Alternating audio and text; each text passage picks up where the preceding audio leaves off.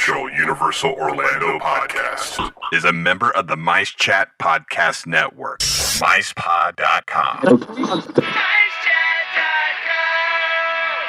Now, discover the universe, one theme park at a time.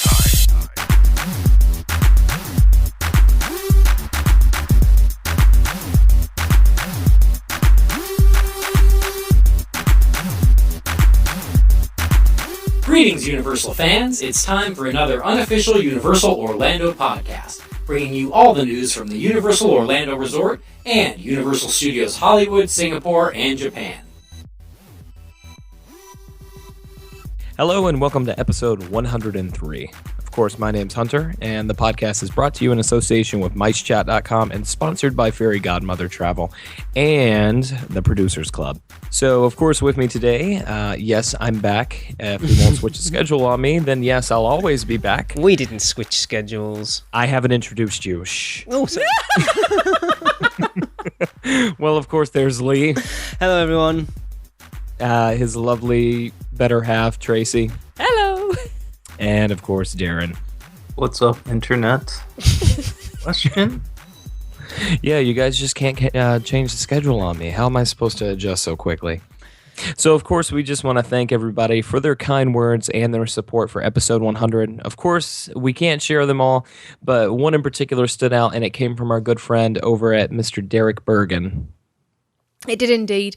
Derek commented on a post I put on our Facebook page, giving my thoughts and thanks on 100 episodes, and he said, "They say you are judged by the company you keep, and the fans of the UUOP are possibly the nicest and best people I have ever seen for a podcast, whether in person or online. That type of kindness and generosity comes from the top down, with Lee, Tracy, Darren and Hunter coming across and actually being people we all want to spend time with. Thank you all for everything you have given me." Isn't that lovely? Oh, That's awesome. Thank you so much. Need a tissue? No. I did have a bit of a choke up when I read it when he wrote it. It's lovely, isn't it? You don't realise how much you Lee, touch don't you people. get choked up like reading the cereal box? It doesn't take much, I'll be honest. But we have had some really good comments and stuff back on we did the have some last of them. episode. And Definitely. So before we go on to the news, I just wanted to let all you Halloween Horror Nights fans know to stay at the end because we will have another Dead Man's Digest. Hi, this is Darren. I implore you, please stick around, listen to it. Maybe you don't like Halloween so much. It's okay. You want to know about this. You want to be informed about Universal, and this is a big part of it. So please, stick around. I think it's worth sticking around for something that's part of it as well, eh, Darren? Mm-hmm. Yes. I feel like we were asking people to donate to the ASPCA or something. That was what I was thinking. Do that. You have Do no that too. idea how important it is for you to listen to this segment. If you could lay in Arms of an Angel by Sarah McLachlan behind that would be great. Okay. Okay. The arms of an angel. All right, and of course now we are on with the news. So I don't know whether you guys have seen this, but a little bit I picked up on Facebook the other day. I think it was Seth Kabursky posted it, but it shows that Universal are not only putting new stuff into the parks, but they are upgrading little things around and about. And the alien projection that's at the top of the stairs when you exit Men in Black has been upgraded. The projection on it. He said it was a little fuzzy. Quote unquote upgraded. Yeah, he said it had some sort of rainbow effects on it, but I watched the video and it looks pretty cool. Okay. Yeah. Yeah, the old CRT, what that was before, if people haven't listened to the Men in Black podcast, what was that? What was the name of that podcast? That Season was Pass. actually on the season pass. Yep. Yeah, Season Pass. Find their Men in Black episodes. There's 2 of them, and they're awesome. They go through like the whole ride creation and all that. And they talked about that, and that's there was a CRT monitor pressed up against the glass on the other side. So Okay. so that's what they're using before. Now I just think it's a flat panel TV that's pushed up against the glass. So Still better than it was. yeah, well, I think the old one was pretty cool, but Still staying true to their roots, right? Oh, yeah, definitely. Universal Orlando have expanded the dining plan to include new venues from Diagon Alley and City Walk. What? Yeah, for real. It might be worth it to get it again now. We'll see. In the Wizarding World of Harry Potter, they've got Diagon Alley. We got Leaky Cauldron, breakfast or lunch, full service or snack. Florian Fortescue's Ice Cream Parlor, London Taxi Hut, That's the outside one where you get the jacket potatoes, which I found out were just baked potatoes and they're way less interesting to me now. Did you not? What did you think they were like? That's an English I don't know, I term. was like wearing little jackets. Little tuxedos. I don't know. I really like could not think of anything. Fanciest potatoes you have ever eaten. Yes. No, it's a jacket spud. The Fountain of Fair Fortune snack place. That's the Elixir place. The Hopping Pot and King's Cross Food and Beverage Kiosk. Please note, since Leaky Cauldron is classified as a full-service venue, it is not available as part of the dining plan quick service. Oh, there's 2 options to the dining. Yep. We got Bread Box. Out in City Walk, we got Bread Box, Hot Dog Hall of Fame, Antojitos, and Red Oven Pizza Bakery. I've all been at. Yes, and Cold Stone Creamery as well. Would anyone consider trying the dining plan? I'll give it a shot. I mean, I'm always down to eat. It's $51.99. Gets you 1 table service meal, which is 1 entree, 1 non-alcoholic beverage, and That's 1 not good. dining plan dessert. 1 quick service meal, which is 1 entree platter, 1 non-alcoholic drink, and then you get 1 snack and 1 non-alcoholic beverage. interesting.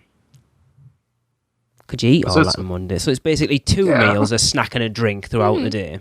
Yeah, well, here's the thing, though. I don't Yeah. think anytime I've gone to the park, I've ever spent $50 on food anyways. It's Yeah. aimed more at people like us who are going to go over once every couple of years and think, well, we're going to eat in the parks anyway. Let's just... But it's one of those, I think, to get the best out of it, you got to sit down and work out realistically how much would we spend per person in each of these places. Yep, it's just like the dining plan, what they suggest over with Disney and everything like Yeah. that as well. Yeah. It's just that they're going down the Disney route, aren't they? Look, a lot of the things that they're adding to the parks at the moment are going down that route that Disney ploughed sort of in the last 10 years or so. Yeah, definitely. Cool. All right, so of course, you guys haven't escaped it yet, but we have more Comic-Con news. So Comic-Con was held, of course, about 2 weekends ago, and amongst all the huge announcements was one that I think especially ties back to Universal Orlando and the Project 340. So it was confirmed by Legendary Entertainment that Universal will release a new King Kong movie for 2016 titled Skull Island. Oh. Yeah. So it kind of makes sense. Remember last year we announced that Universal had announced a partnership with Legendary, Yeah. which we thought was going to be like Godzilla and stuff, but now there's King Kong and everything like that. Skull Island is going to be a prequel, and of course it's going to be released by Legendary Entertainment, and it is slated for a November 4th, 2016 release. Of course, the new area, which has been kind of confirmed but not really, is going to be Islands of Adventure, which is going to be in between Toon Lagoon and Jurassic Park, which of course confirms that the Jurassic Park entrance, or pardon me, was confirmed when the Jurassic Park entrance was moved. So what the ride/attraction will be is anyone's guess at this point in time. We've heard some rumblings that it's going to be kind of similar to the King Kong 360 experience, but we'll definitely keep you up to date. Well, I have some stuff about it in the rumours from what I've heard, so we'll wait till we get there for that. Good stuff. But- All right. Because of this, right, do you think this... Obviously, it's got to all tie in. Would you think that then with this film coming out in 2016, do you think that guarantees that we won't see that attraction until 2016? Or do you think they'll try and get it open as an advertisement for it earlier?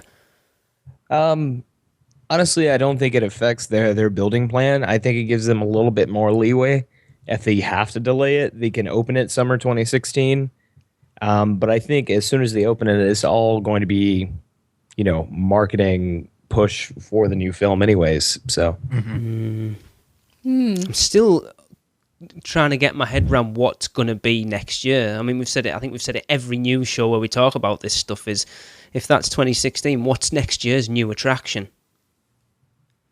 And it could be something as simple as there could be a new nighttime experience. The parade could be updated. Did Steve Burke not say it would be a new e-ticket every year, though? Wouldn't you argue that the nighttime experience could be an e-ticket attraction? especially Maybe. with the stuff that's going on in the islands of Adventure Lagoons right now. Well, again, going off the back of that, I think I was listening to Orlando United Radio, and the guys on there Hate to Fly was saying that apparently don't read anything into that because the fireworks, the actual pyro barge, is between. Do you know when you walk across the bridge from Lost Continent into Zeus Landing, and you can see if you're walking from Lost Continent into Zeus, if you look to your left, there's like that weird little riverway that runs up and round. Apparently, they keep it round the back of there. Mm-hmm. And it's not. That's like the test barge. Right. Yep. So, like when they were doing the tests for Cinematic Spectacular, they still did those tests in Islands of Adventure. Right. So just because the testing in Islands doesn't mean it's for yeah. Islands. Okay. Yeah, I understand that as well. But kind of going back to my point, I think a nighttime show can be an e-ticket attraction. Yeah. I mean, obviously the most, I guess, kind of like famous example of that is Fantasmic, which I really think is the second best I'll attraction agree with in that. Hollywood studios. Maybe the first, but whatever. Don't even get on the Tower of Terror versus Fantasmic debate with me. One's a ride, one's a show. Yeah, but they're still both an top. e-ticket attraction, exactly. Yeah. So either way, I don't think Kong has to be the e-ticket attraction for next year. I think what people forget as well is that people have got it mixed up. What's the definition of an e-ticket attraction? Something that cost more money back in the day. No. It's one of the most popular attractions. That's why the e-tickets they gave out in the books at Disney were for the most popular. That's why you only got one. Which the popular were the premier attractions like your mansion, your Pirates of the Caribbean, and everything like that. But Peter Pan has some of the biggest waits in the Magic Kingdom. Would you class that as an e-ticket? Peter Pan is a D-ticket. But if you go by the actual, I bet back in the day it would have had an e-ticket. People have seemed to have gone through the years where the e-ticket, it must be the biggest and the best. And I don't think that's true. At the same time, I think Disney's kind of promoted that themselves. Yeah. Because look at Mystic Manor. Mystic Manor, they classify as a D-ticket attraction. Okay, and I would look at and going by that and conversation, I consider that a full e-ticket attraction. I would, exactly. Yeah, if Mansion is an e-ticket, and so is Mystic. Anyways. Yeah. Anyway. Yeah. Yes. Hello, and welcome to the unofficial Disney Orlando That's podcast. a great idea, though. We should go around and do a ticket, kind of like a ticket book for all the attractions in the Universal Parks one day. That's a good idea. Yes, I like that. Mm-hmm. Yep. Cool. Universal Studios Singapore have announced they're building a new suspended coaster based on a famous DreamWorks character. Ooh. His name has become legend and his return will be celebrated. That's right, Puss in Boots will soon embark on more epic adventures at Universal Studios Singapore. Guests are going to ride on board an anti-gravity swashbuckling journey of giant scale at the far, far away themed zone. Yeah, I didn't write that bit. That's what I was asking. No, I didn't write that bit. Pile of crap. There's a press release that says, in a giant's castle now overgrown by a magical beanstalk, a new suspended roller coaster ride will strap guests in for a wild goose chase with Puss and his accomplice Kitty Softpaws. The new outdoor ride, aptly named Puss in Boots' Giant Journey, is expected to thrill park guests as it takes flight with an original storyline. The ride is expected to be completed by the end of 2014, and an announcement even of the grand opening will be made at a later date. For guests who can't wait to get more of their favourite feline heroes, Puss and Kitty, they will first dance off in a new stage show that's going to debut in September. That's going to be entitled The Dance for the Magic Beans. It just sounds wrong. It just sounds terrible. Every time I go to Moe's, I dance for the magic beans. Okay. Anyway, yes, this new show is going to last 20 minutes and will encompass a meet and greet session with the characters. So there you go. If you're a Puss in Boots fan, go to Singapore. It's weird, isn't it? Because like the DreamWorks stuff's kind of getting pushed out of the American parks, or at least like Orlando. Yet Singapore are really embracing it. Well, you got to keep in mind how successful were the Shrek movies overseas again? Isn't that where they made like a ton of their money? Yeah. I think I remember when we had Paul on, and when it was when we talked to Laura Wallace. She said the Singaporeans go crazy for the characters over there, don't they? Not like they do in America. Yeah. They love Donkey. They also like kitty cats over there as well. Yeah. Yeah, they have cat cafes. Come on. Yeah. Really?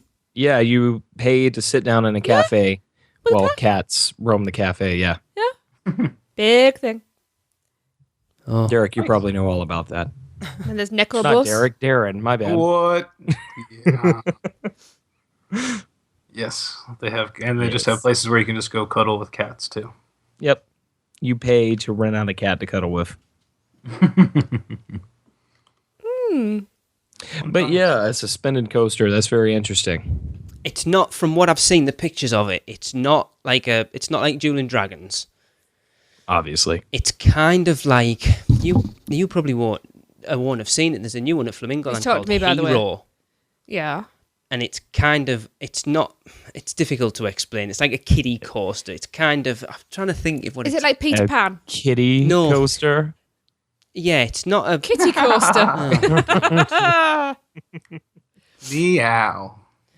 Anyway, there's pictures of it if you go. So I think because apparently Singapore's got their own blog now as well. So if you go on there and have a look, there's pictures of it. It doesn't look particularly big, like Good stuff. hippogriff size. Yep.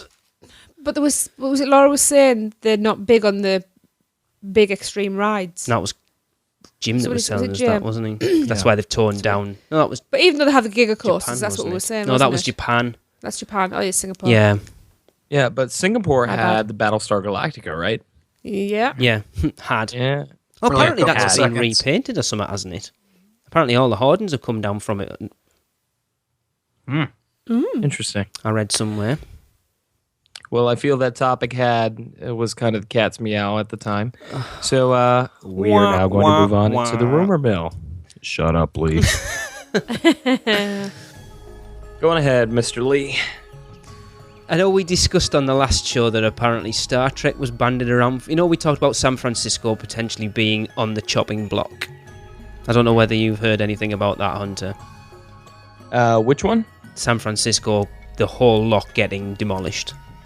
Well, no, I haven't heard that. What are the plans? Obviously, you didn't listen to the last show. Well, apparently it's going to be Haven't had a chance. a huge, like a massive franchise or a massive IP, and will encompass a huge show building. And we talked about maybe it being Star Trek, because apparently Theme Park Insight reckon they can confirm that it is definitely going to be Star Trek, or at least that Star Trek's going to be coming to the parks. Wasn't that the Men in Black rumor for a long time? Yes. Yeah. But another one that's been banded around, kind of tying in where it is next to London, is James Bond seems to be doing the rounds at the moment. Okay. Oh, Weird. man, I hate the English. Why? Just How do you do a ride?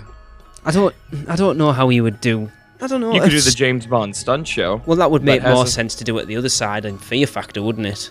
Yeah, but isn't Fear Factor already earmarked Again, for it's the all. Ministry of Magic expansion? There's nothing to say you could do it the other way around. There's nothing to say that they would do the Ministry in San Francisco and use that for a James Bond stunt show. Well, I think we talked about it before, but remember when we talked about the sightlines of Diagon Alley and how only the major part of it is closed up and that back section is still kind of open? Mm-hmm. I feel that's the reason they're going to expand it over by the Fear Factor section. Yeah, wasn't it Jim? Didn't he say that there was like big I think it elephant was doors Jim, at the oh, back? yeah. Didn't he say when they opened them up, you've got a straight view straight down into Fear Factor? Well, okay then. Then the other rumor I heard from San Francisco would be Doctor Who apparently has been banded around as well. I'm not a Doctor Who fan. I don't think... Are any of us? It's a Yes. yeah, quite a few. I know. Well, no, I mean on Yeah, the no, show I do. itself. In the short Yeah. Yeah, I like Doctor Who. Yeah, I'm not a fan I'd of it. take or leave it, but David Tennant's the only Doctor. What? I can't stand David Tennant. Okay. I That's don't just like him. Your opinion, man. I know.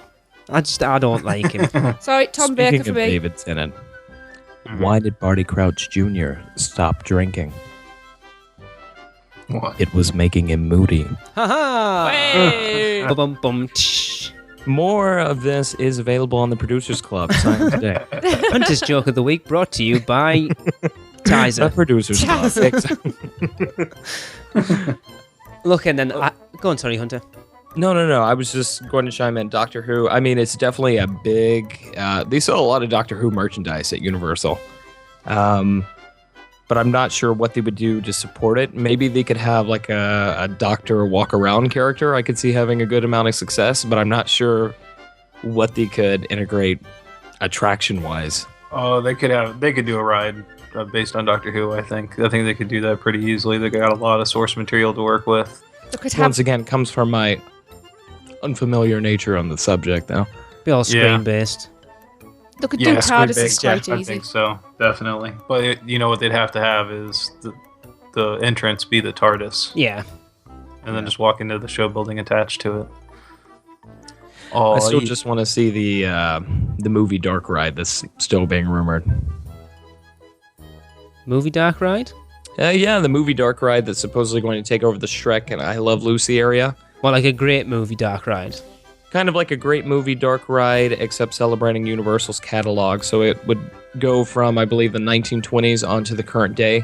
See, that would be cool. So classic Universal monsters on through stuff like Jaws, Back to the Future, Jurassic Park, all that fun stuff. See, I know there was rumours, wasn't there, that for the 25th anniversary next year that they were turning the Gardens of Allah into kind of like a museum for the parks and stuff, but they held the food testing for Diagon Alley in there and nobody mentioned seeing anything. Well, how long does it take to put together the museum, though? I would, if you're going to do it well, a while. I think they should do that and take over the Woody Woodpecker pizza area over there. They got a lot of space over there, especially for some that's not being used. That's where they should open the Krusty Krab, like Nina said. Absolutely. They definitely need that. Could they sell the Krusty Krab pizza? No, they just have to do hamburgers instead and call them Krabby Patties. So go on when I mentioned about King Kong. Yes. What I have heard about King Kong is it will be mostly animatronics, and the screens will be used as like a background to give it depth and. So kind of like what was.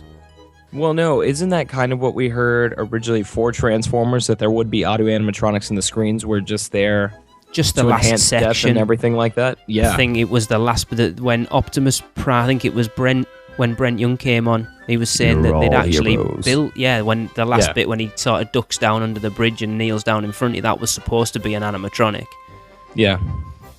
But that's the rumour I heard, that the screens will be there behind it to give it depth rather than being the focal point of the attraction. Interesting. And maybe kind of like little interludes and things like that. Yeah. It just makes me curious, if they were going to do that sort of thing, why wouldn't they have integrated it into Gringotts?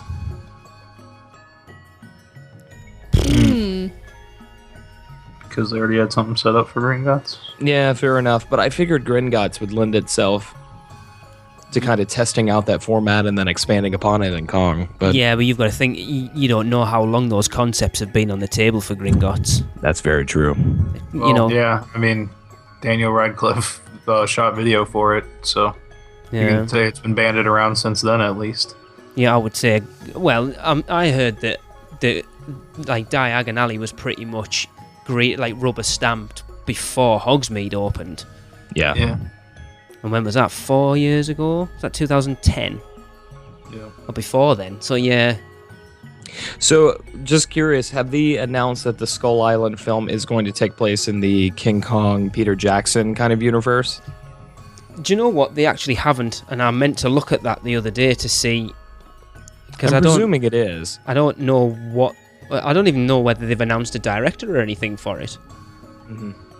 It'll probably be in the style of whatever director is directing that movie.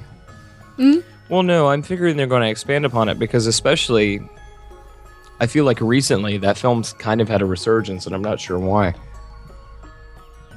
Okay. It's called, according to IMDb, it's going to be called Skull Island, Blood of the King, and it's directed by Neil Marshall.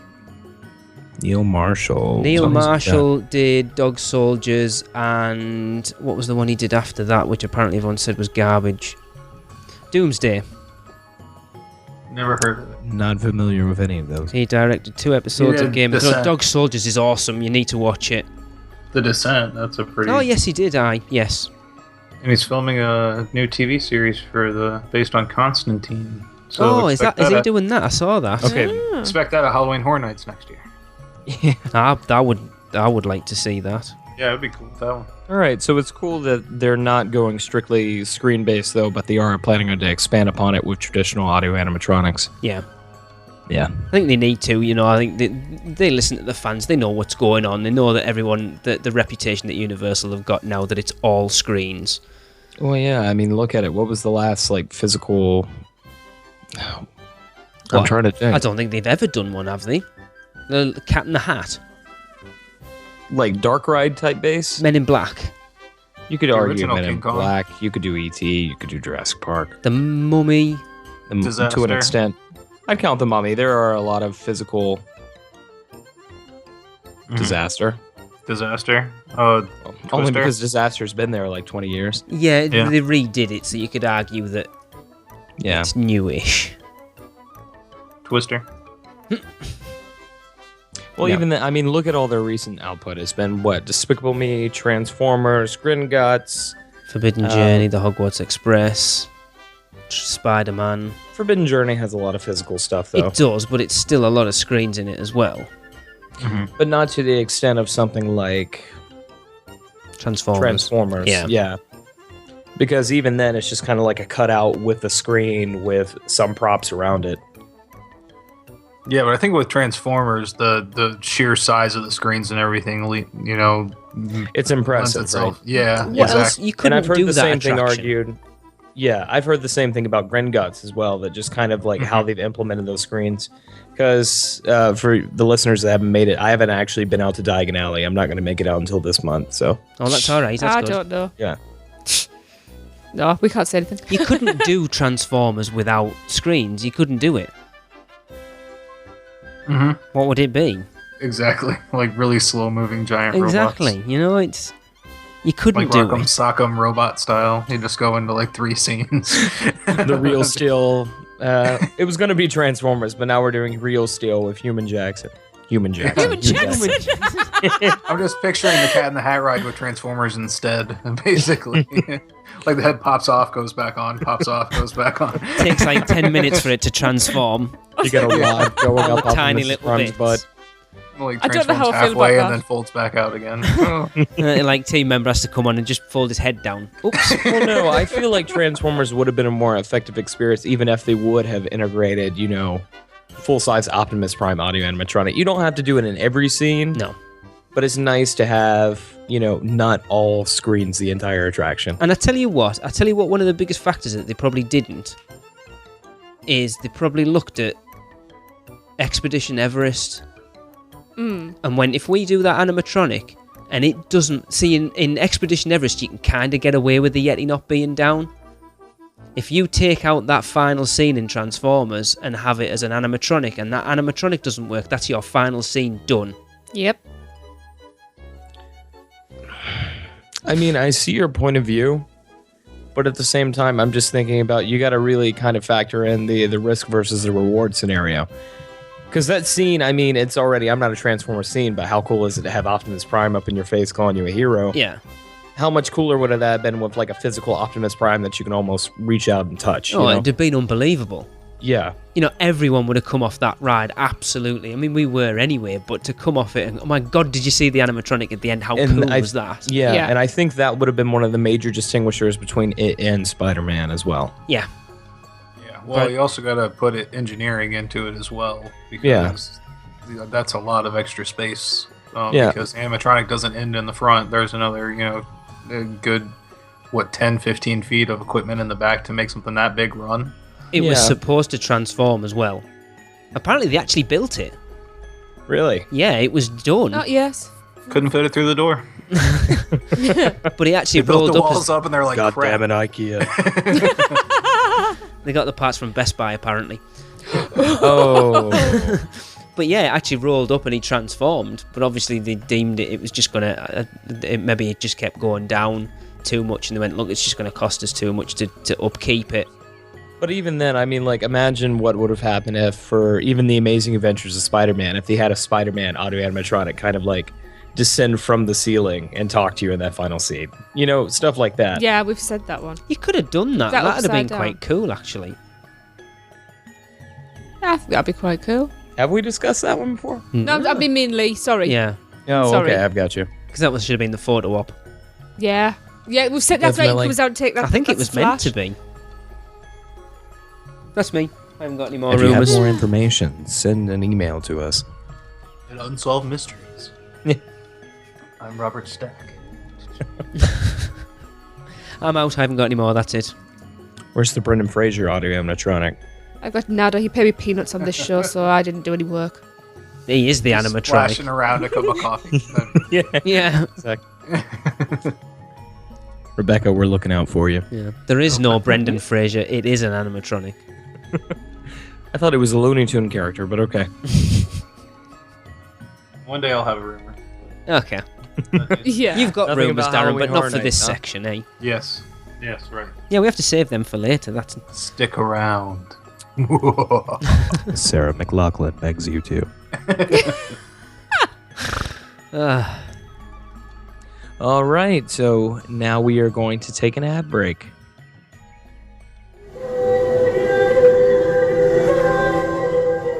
Diagon Alley is now open at Universal Studios Florida, and we know all you witches and wizards can't wait to visit. So let our friends at Fairy Godmother Travel deal with the muggles in resort reservations. They are a Universal Parks and Resorts specialist, as well as an authorised Disney vacation planner, and their service is free to you. From the new Cabana Bay Hotel to those other hotels run by a mouse, Fairy Godmother Travel can book all your Orlando vacation needs. And make sure to let them know you heard about them because of UUOP. Because every UUOP referral helps us continue to bring you the best Universal coverage. Contact them today by phone at 832-284-4002 or toll free on 888-939-642539 or go to fairygodmothertravel.com. Let Fairy Godmother Travel make your next vacation magical. We now return you to your regularly scheduled programming. So welcome back to the unofficial Universal Orlando podcast. Now, we mentioned back on episode 101 that Darren had recently stayed at the new Cabana Bay Hotel, so we wanted to give Darren the opportunity to give us his thoughts a bit more in depth. So, Darren, Yes. what did you think of your stay? What did you think of the hotel? And do you have any tips for anyone looking to stay there? There's a lot of questions, so I'm gonna break this apart and go piece by piece here. Actually, it has to be one long answer. Darren, which part of the hotel did you stay in first off? The Tower Suites. Is that because it was opened newest- in two it's the sections, newest- wasn't it? It was the newest one. It's the newest opened area. Right. So we were probably one of the first people to stay in the room, if not the first. What floor were you on? I think it was the fourth. Right. I was going to say the bathroom. Yeah. At like the far end, like almost at the very end of the building. So to walk to like the restaurant area was a hike. Like I had a pedometer with me, so I was able to clock it. It was actually almost a half mile. Wow. From your room to the food court? Yeah, which is in the middle. Whoa. It's and that giant. is that where the Bayline Diner and all that is? Yeah, Airliner. that's where you have to go to refill your cup. Whatever it's called. I'm not supposed to know what I'm talking about. So it was so long that like I got one of those refill freestyle cups, and I would go there. I would drink a whole drink while I was down there, just to fill up again. So then I could refill the cup before I went back because it was that long of a walk. That's quite a trek, mind. Yeah. Making you Americans walk. Yep. You think, how long would you say it took to walk from the lobby of the Royal Pacific to the parks? You say that was about 10, the same? 15? Yeah. Yeah, about 15 minutes. Yeah. Like from that to my room. Yeah. Yeah. Whoa. Was it easy to find your way around? Yeah. Actually, the design of it is pretty straightforward. You know, you've got the buildings are kind of like, you know, they're huge, they're curved, but they're basically, you know, just like a standard building. Okay. So everything that you want to do like attraction wise in the place is in the middle. Okay. So you didn't have to. So for your half-mile trek, you didn't have to leave a trail of a trail. I can't even speak. A trail of crumbs or peanuts from door to door. You found your way around. Okay. You definitely want to remember your hotel room number though, because everything looks exactly the same all the way down. It's like The Shining. Okay. It's just an endless hallway of just the same over and over. I couldn't imagine working there, but For staying Halloween there Horror was Nights, nice. they're actually renting out tricycles. Yeah. Halloween Horror Nights this year is extending into the hotels. Oh, that'd be awesome. Yeah. That would get me to stay on site for sure. The Purge is open at the hotel. Yeah. Get yourself the presidential suite. They can break into your room at any time. Yeah. They will raid your minibar and make you pay for it. Anarchy. Oh, and it will be legal. But $6 for a Dasani. The common areas are really cool. They got a Starbucks there. They've got an arcade that I haven't been to an arcade in a long time, but arcades are apparently a lot of cell phone games, way bigger. Right. Because they had a Fruit Ninja. They had a Doodle Jump one. Wow. I don't even I've know played what that that for a while. is. Oh yeah, it's a game that it does not make any sense as an arcade game. Okay. It didn't really make But- sense anyway.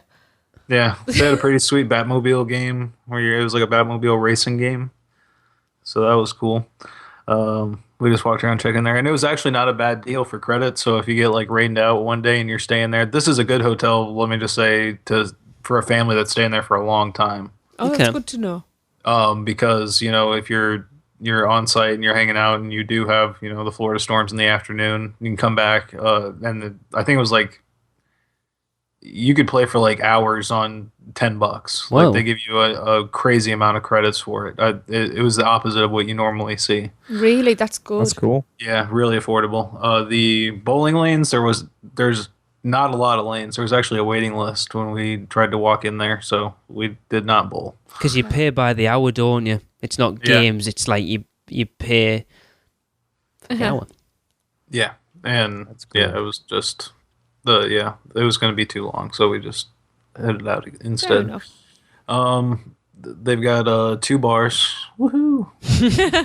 Like an outside poolside bar, and then one in the lobby on the opposite end of checking in, so you can just turn right around and go right to the bar. Price Holiday is starts reasonable. there. Yeah, your average price for alcohol in the park. So, Okay. um, What was your room like, Darren? Because you got to stay in room- one of the suites, didn't you? yeah. Stayed in one of the suites. The room's really nice.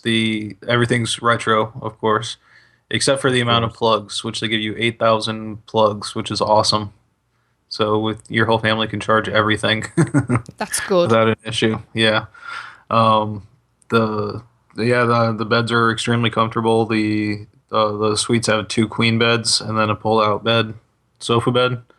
Don't they have Hold up, retro, like shampoo and soap and stuff? Is it Zest soap and VO5 Yeah. or something in the showers? Yeah, exactly. Zest and VO5. That was awesome That's to cool. see. Yeah, it was like had not seen that in a long time. So they definitely went all out. Even the like pen and notepad, like the notepad, is all retro themed, and the pens come in like neon highlighter colors. Cool. Brilliant. So yeah, it's just like everything is perfectly themed for it, and it's great. It's got a kitchenette area that's perfectly adequate. If you're staying there for a while to cook a few meals and save some money. And Okay. also, if you got leftovers, you can bring them back, no problem. They got dishes and stuff in there as well. Cool. Really So- set up for a family then. Yeah, That's what they and were then- aiming to do, though, wasn't it? Yeah. Exactly. And ours was a pool view, and the back wall, basically the entire back wall, is a window. Was it noisy? Wow. Did you get a lot of noise That's what I was pollution come gonna from the pool? Yeah, but only during the day. Okay. Like you could hear it thumping during the day. At night, they turn everything down. Like the pool area itself kind of closes down pretty early. Right. Okay. That'll be probably due to the family aspect of it. Yeah, exactly. And it looked like they were pretty strict about, at a lot of places you can go out in the pool anyways, your group of adults being quiet, but this seemed like they pretty much locked it down. But just want to mention too, while I had a great experience, I've heard you want to stay off the first floor. Yes, you obviously heard the same review that I heard recently. Yeah. Mr. Hate to Fly by any chance? Oh, yes. Are we talking Yes, about the drunk exactly. people? He had a horrendous experience. He changed his room and didn't get from his original room to his new room with a 3 or 6 month- months was it old, 8-month-old Yeah. baby till something like 2:30 in the morning. Yeah, terrible. And he had to go down and get the The crib, didn't it? baby Yeah, crib, I think that's and terrible. bring it up himself because they forgot about him out there. Yeah, he had an awful. I mean, even that's what I was going to ask off the back of that, Darren, because he had a really bad experience with the buses and stuff as well. But I mean, we talked briefly on one of the last shows, didn't you? You said you found it really good.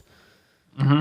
Oh yeah, when we were there, it was seemed like every time we just stepped out the door, and that was a good thing, is staying on the far side because that's where the bus drop off was.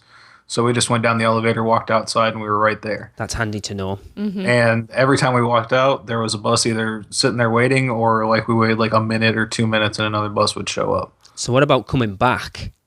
Coming back, we were able to just run right up to a bus. Actually, Were you coming Get back on there and take particularly off. late?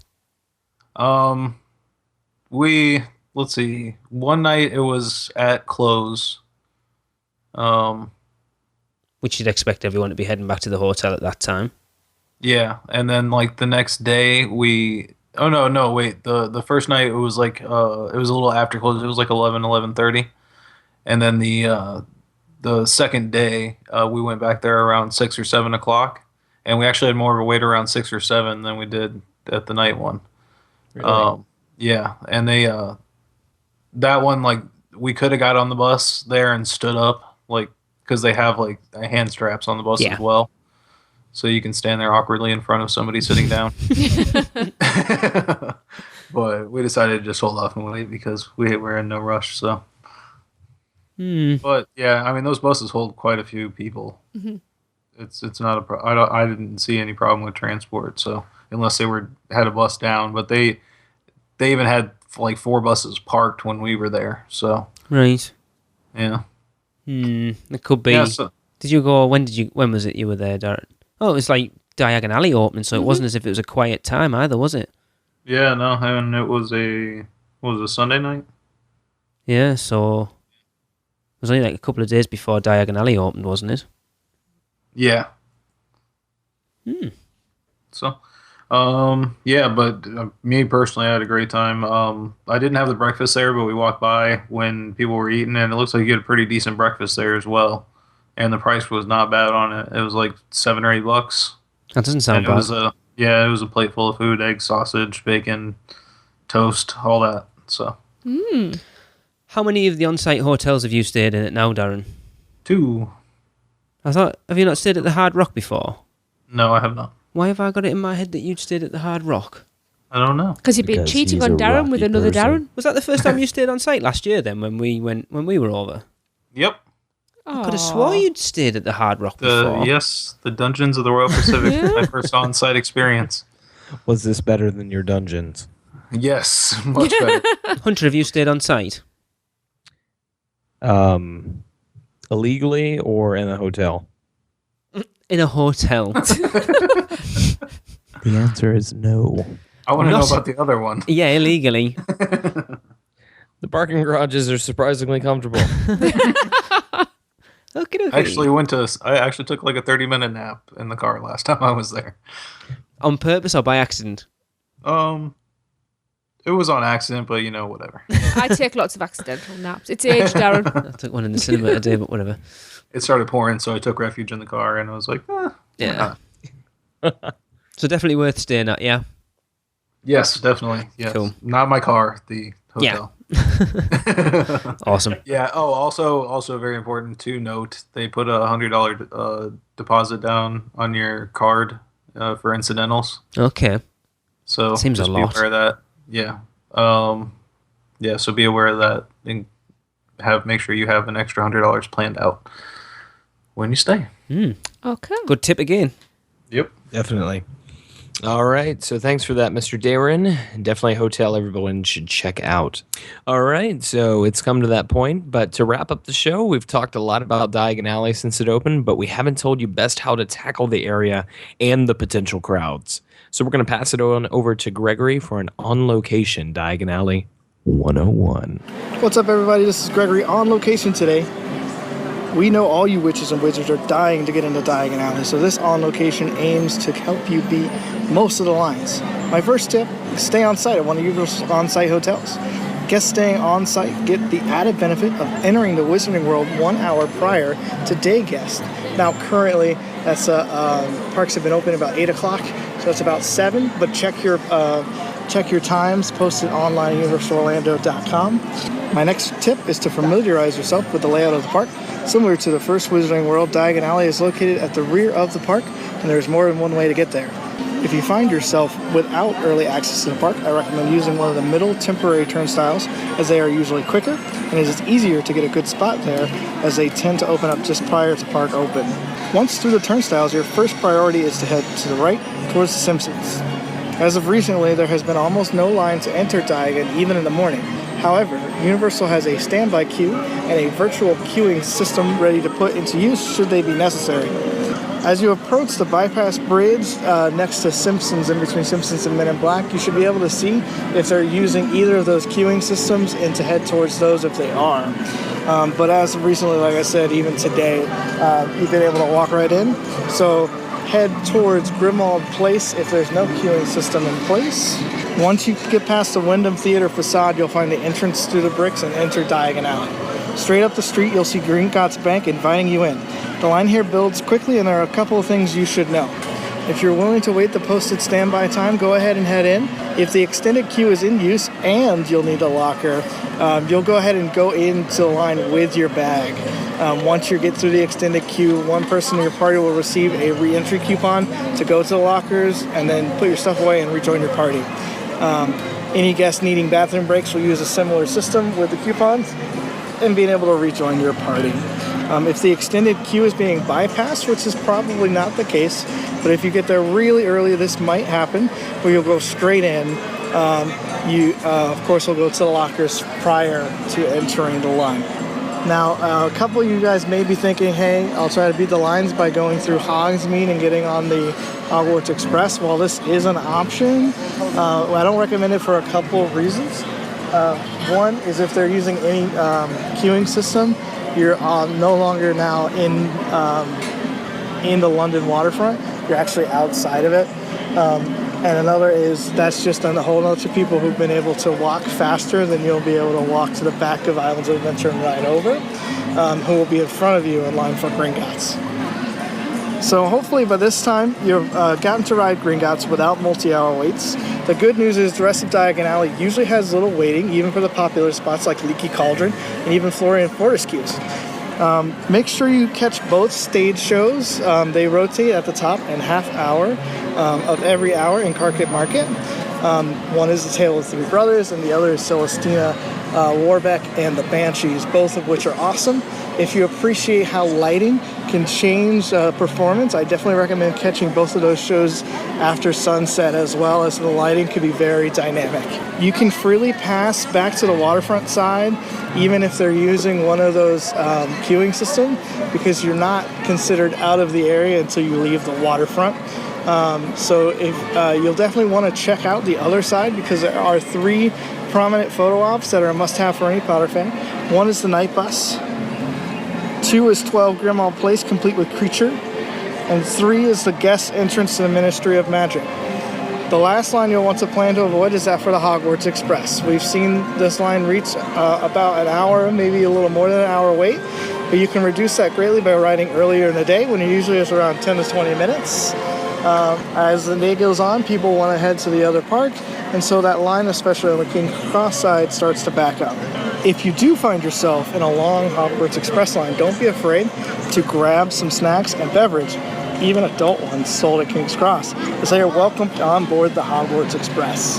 Well, I hope these helpful tips are helping you plan your next vacation to Universal Orlando. If you have any more questions, be sure to send them in. For the unofficial Universal Orlando podcast, this has been Gregory. That's a wrap.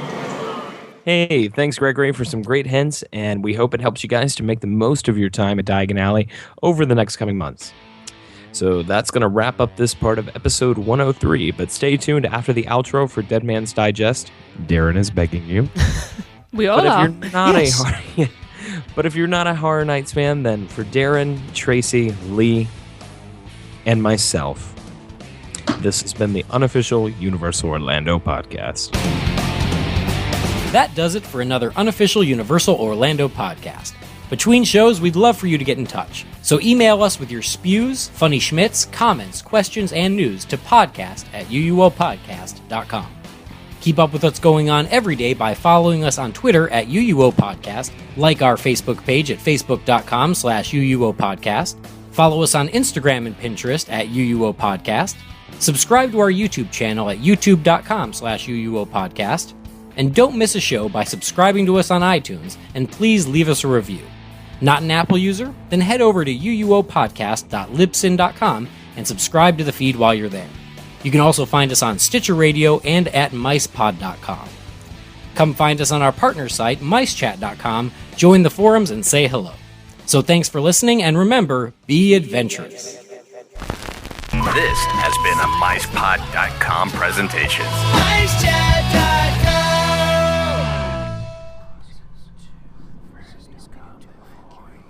Bones will rattle, stairs will creak. Your outcome's looking pretty bleak. Thunder booms, lightning crashes, leaving boots filled with ashes. As we lay you down to rest, we read the pages of the Dead Man's Digest.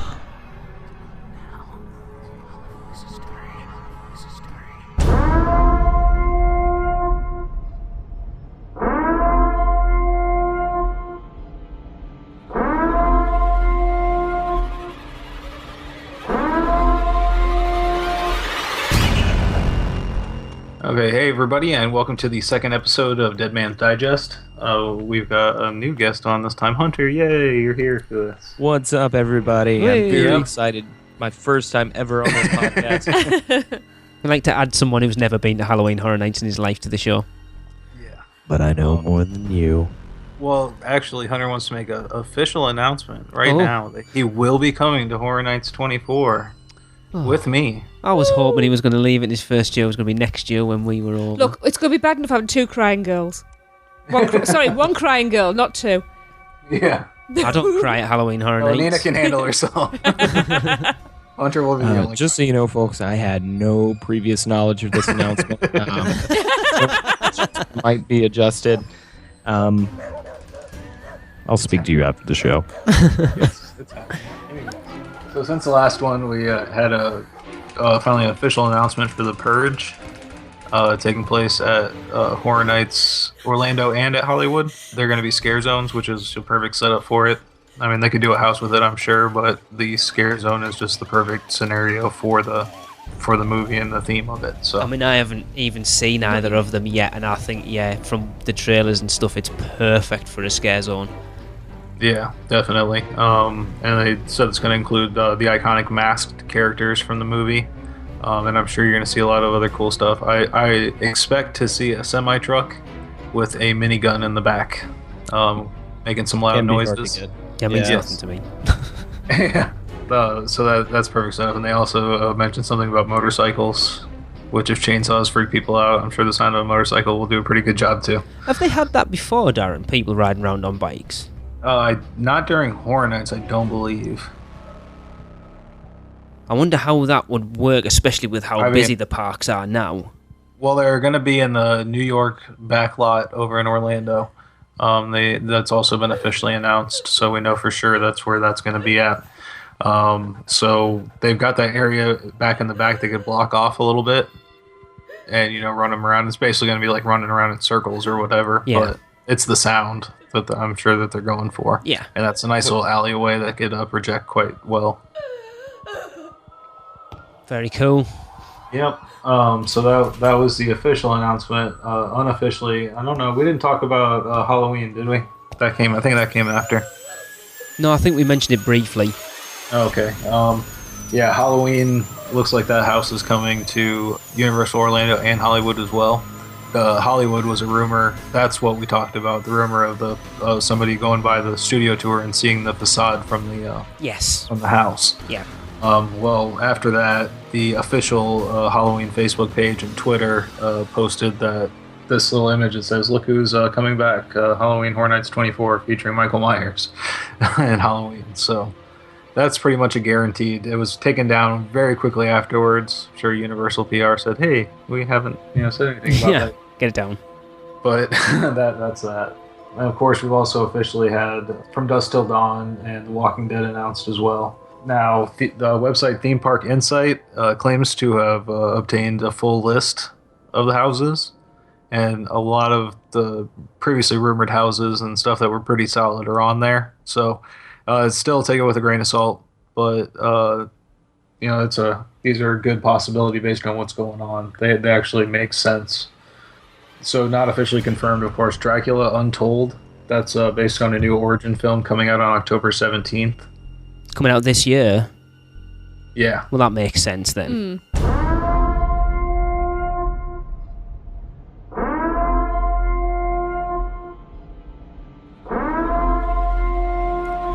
Well, as per usual, Universal made an announcement after we'd recorded the show. Dracula Untold will be part of Halloween Horror Nights at both coasts this year, based on the new movie coming out later this year. So it's back on with the show. Yeah, exactly. And we heard about it, another vampire-themed house. That's 2 vampire-themed houses, but, it's not totally crazy to think of. No, and you had how much zombie last year? Yeah, right. I like vampires better than zombies, I guess, so that's okay. So they're saying that's going to be at Soundstage 24A. And then pairing up with that on 24B would be Alien vs. Predator. Ooh. Least first.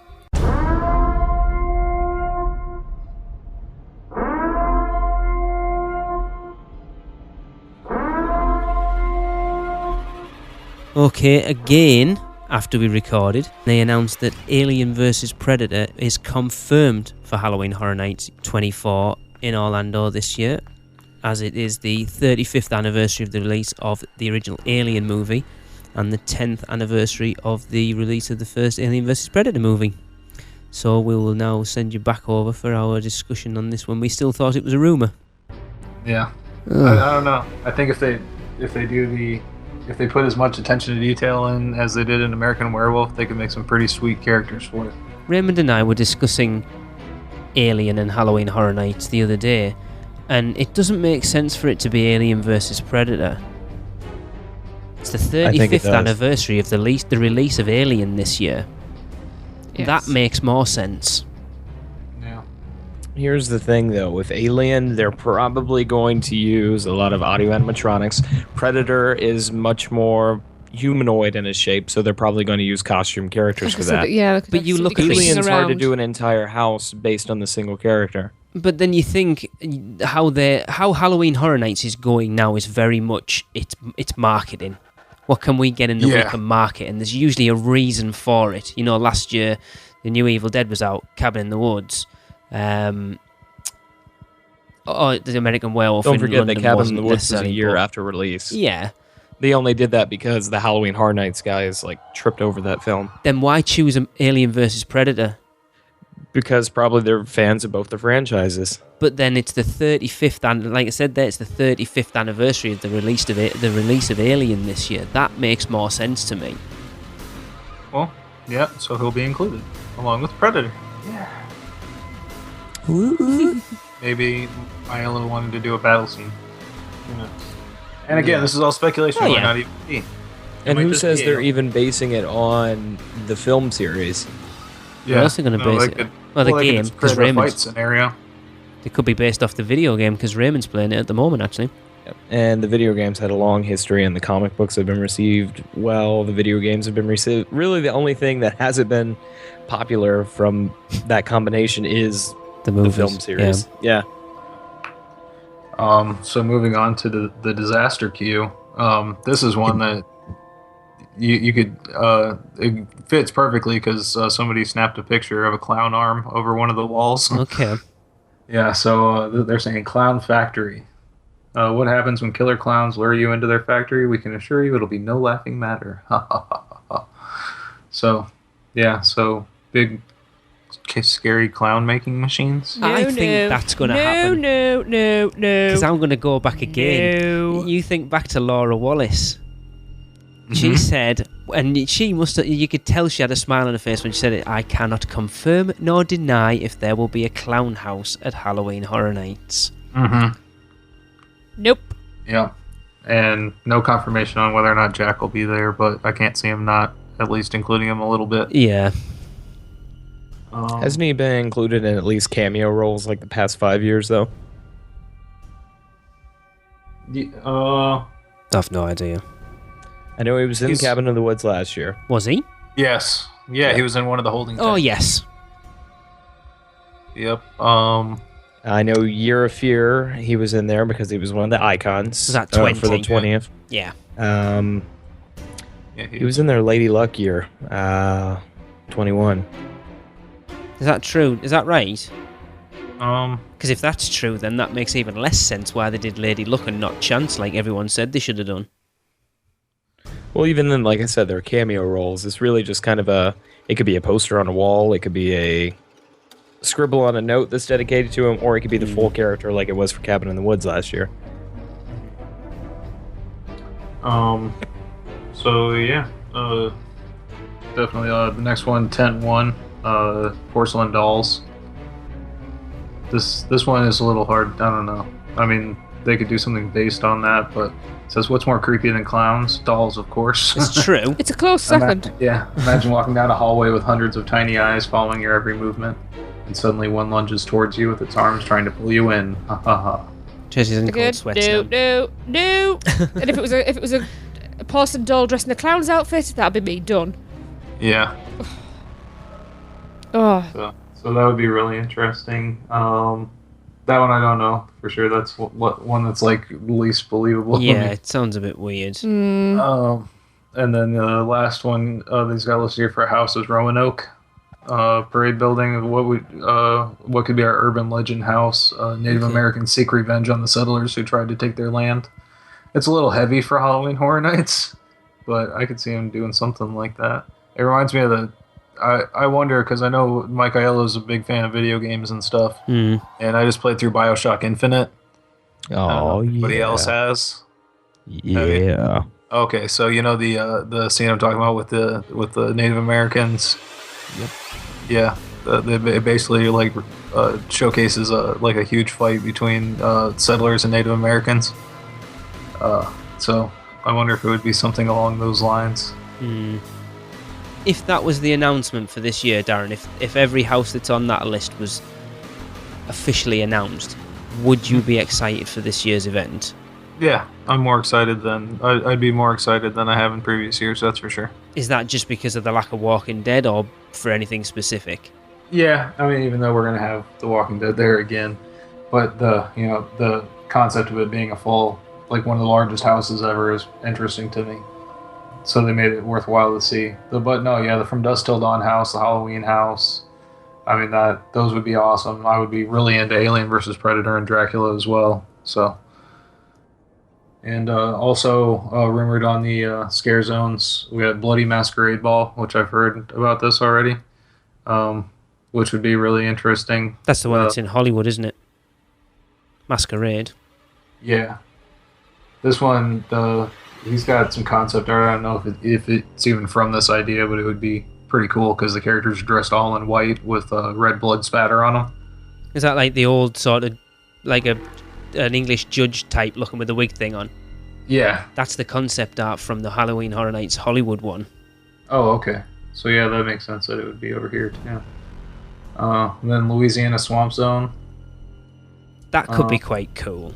In Central Park, which is underutilized usually during Halloween Horror Nights. So that makes me think of Field of Screams the year we went. That was the cornfield sort of between the two parks, like out the back of the Cat and Hat. So it's like rednecks. That was cool. Yeah, and that's it's another way to go through that. It takes people off the main path, which I think would be good for congestion, especially around that area where they've got a bunch of houses right in that area as well. So that's pretty good. And then for shows, we got Rocky Horror Picture Show and Bill and Ted's Excellent Adventure. Yeah, we had them confirmed for a while, haven't we? Yeah. So all in all, I think if it turns out like this, it's a much better year, I think, than last year with the scare zones being all one theme. Because I think it could work all one theme, but it can't be something as slow and lumbering as zombies. it's got to be something where people can still do jump scares and that kind of thing. Yeah. I've talked to people about last year's, and I don't think it would have been my cup of tea. Right. I mean, they had some incredible houses, which made it worth it to go. But yeah, this year seems like it's gonna knock it out of the park. Well, so I'm very excited. I will go with another rumor, but this one's out in Hollywood, because if I had the money, I would be going out there this year. But there's been quite a lot going around on Twitter that apparently one of the buildings that's being constructed for Halloween Horror Nights out in Hollywood has a remarkable resemblance to the slaughtered lamb that was built in Orlando last year. Yeah, I saw that as well. So, yeah, expect American Werewolf to make an appearance over there, probably with the same animatronics. That is the one house that I've loved to have seen over any. Yeah, it was really good. It was insanely good. So yeah, enjoy that Hollywood. I'm sure you will. Yes, definitely. It'd be interesting to see whether they do it any different, because they generally out in Hollywood they're not generally the same, are they? Right. Well, not generally, and typically the way it works is Hollywood gets something and then we get something the following year. Mm-hmm. So it's kind of interesting that it's more of an exchange now. And I can't. It totally makes sense, because you can't just use those animatronics one time. Like, they've surely spent a lot of money on that setup, so they want to use it more than once. Yeah, those animatronics look pretty awesome as well, so you get your money's worth out of them. Yeah, definitely. I also wanted to mention, I should have mentioned this a lot earlier. Sorry, the music that you're hearing in the background is by our good friend that we just had on for the Producers Club interview. That was Abraham Brizuela. Yes, and it's awesome. Yeah, great job. I love it. Yeah, it's unbelievable that we have a fan that can put something together like that. That is cool. Thank you, Abraham. I was going to say thank you, Abraham. Yep, and I think that's about going to do it. Yeah, there hasn't been much announced, really. I think I was on Twitter at the weekend, and the Horror Nights Orlando Twitter had said, we feel we're getting ready to make some more announcements, so by the time this comes out, there might be more. Yeah, and make sure you follow Horror Nights Hollywood, even if you don't live over there, because Murdy is a genius. And really is. And tweets like you wouldn't believe. Yeah, and he puts out hints and stuff that don't make any sense until after the announcement comes out. But then afterwards, you're like, oh god, I totally should have thought of that every single time, and he can get everybody on Twitter every time with it. So definitely follow him. It's blast. Cool. And, yep, that'll do it. Blessed be our new founding fathers and America, our nation reborn. May God be with you all.